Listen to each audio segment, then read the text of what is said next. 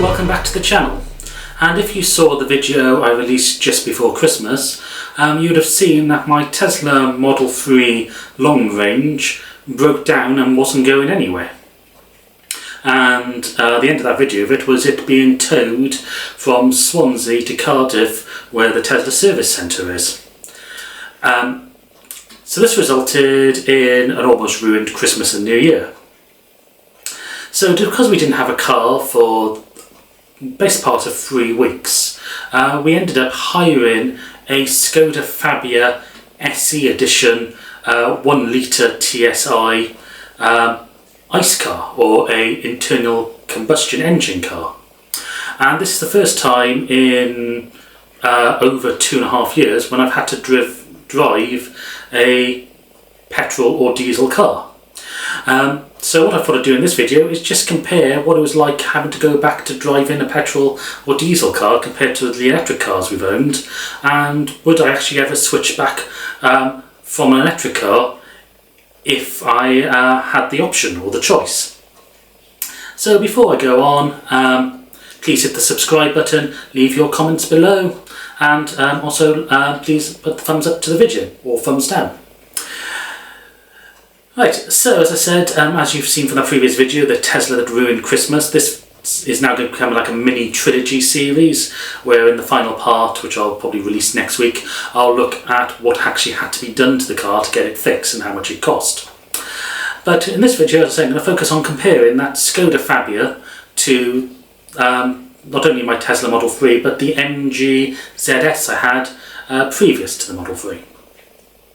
So first of all, the thing that shocked me is I looked up the price of this Skoda Fabia. It was a 2024 model, so it was a new model, and I've looked up how much it would cost to buy this car new from a showroom, and it's £21,000. So car prices are just going up. As a lot of people say electric cars are too expensive. That's because you're normally relying on buying them new, although more of them are coming onto the second-hand market. But it turns out that petrols and diesel cars are also just expensive. The idea of buying a car which is basically the same size as a Fiesta for £21,000 with a 1 litre engine, 10 years ago, would have been sort of a ridiculous thought. But we're now getting to the point where even small cars are well into the tens of thousands of pounds. And interestingly, it wasn't. I paid £25,000 for my Tesla a year and a half ago, and you can still get Tesla Model 3 long ranges with the similar mileage to mine has now, which is about 40,000, for around the £19,000 to £20,000 mark, which is basically in price terms a direct comparison to this new Skoda Fabia. If you look down the MG route, you can get MG5s and ZSs for about 15,000, so much less than a brand new internal combustion engine car, which is much smaller. So if you're watching this video, you might be trying to make a decision about what you should go for. Should you go for a second-hand electric car or a new small internal combustion car? So for me, I don't think I would ever go back to petrol or diesel, and being forced to have to drive a petrol again, that's pretty much confirmed my choice. I know I get a lot of comments when I've posted videos on electric cars before, where people will often say electric cars aren't good enough. I will never own one. They never say why they don't think they're good enough. I mostly assume it's due to the range.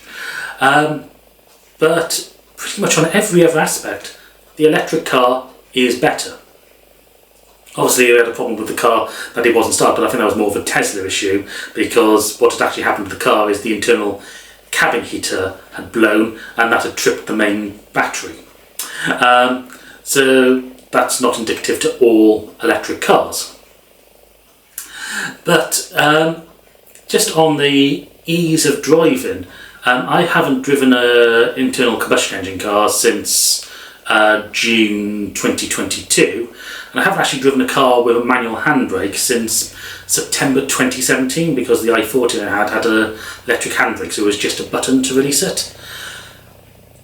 And the amount of effort you have to go into to drive in an ICE car with a gearbox is just huge. Even though this car did have a form of cruise control and lane guidance, constantly having to change gear, think about what gear you're in, making sure when you go around the corner you're going to be in the right gear to be able to pull away. I even went through a bit of a flood because it was raining, and I came around the corner and the road was covered in water.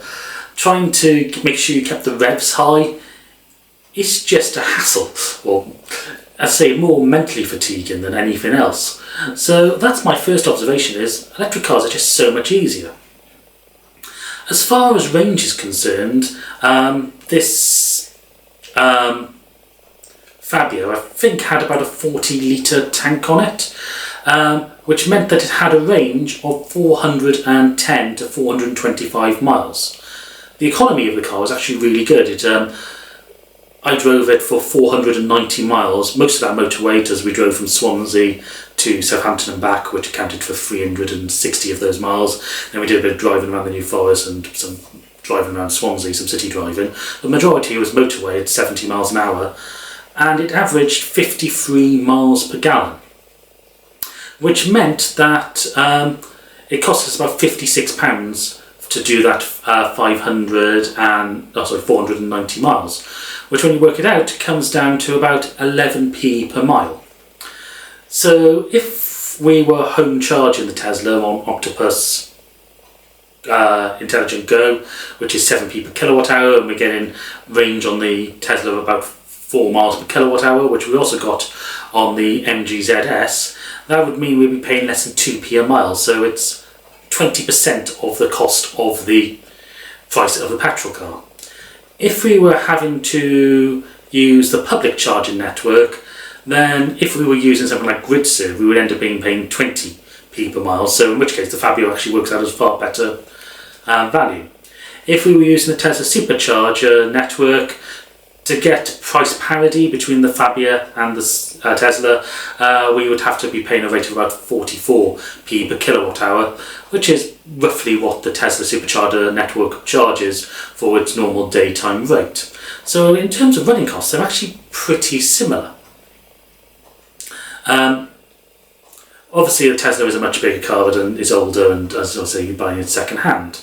So that's just an interesting comparison about when do electric cars become cheaper to run than the ICE car. Other things that just had to notice was just the vibration coming through the car as well. Electric cars, both the MG and the Tesla, are so smooth in terms of just sort of cabin vibration due to the engine. So I do say the Skoda has a much more comfy ride than the Tesla. The Tesla's suspension is notoriously hard, but when you're driving the Fabia, I could feel the vibrations of the engine, especially if you were just idling in traffic. So that's just, and the noise level as well was much higher. Even again, my Tesla doesn't have the best sound isolation and gets a bit of road noise. Just general noise from the engine of the Skoda was much higher.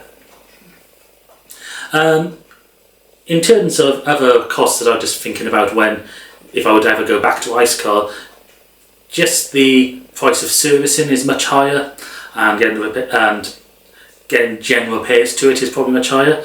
Probably again, problem with the Tesla, we have to take to the Tesla Super Service Centre.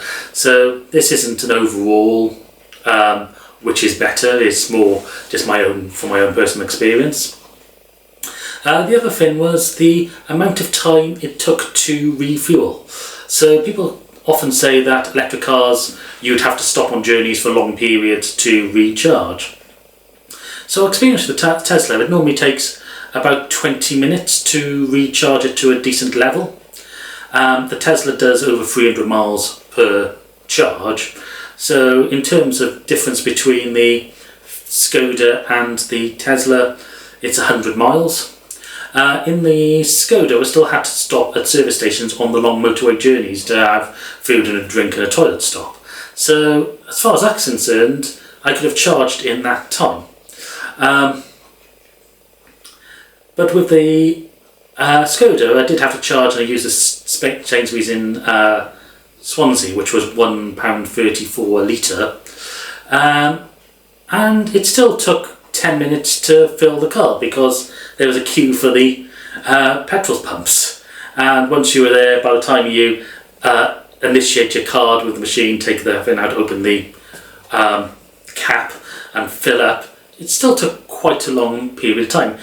Without the queuing, it probably would have taken about 5 minutes. So you're comparing 5 minutes to 20 minutes, but I also had to make a special trip to the petrol station to fill up. It wasn't when I was doing something else, such as buying a pizza slice in Greggs like I was doing in the services. The other thing was I couldn't charge it at home as well, which again is the advantage of having electric cars and you have a council or facilities to charge at home. So for me personally, I'm going to stick to electric cars. They're getting better and better, the range is getting better and better, the prices are coming down and down. So I don't see the advantage of having a petrol car over an electric car. What I do see a disadvantage of is with technology moving forward, if something does go wrong with any car, whether it's petrol, diesel, electric, hybrid, hydrogen, if something goes wrong with the software or something with the car, then it's much harder to repair, diagnose and even fix by the side of the road. Anyway, thank you for watching this video. As I say, please hit the subscribe button and I'll see you in another video very soon.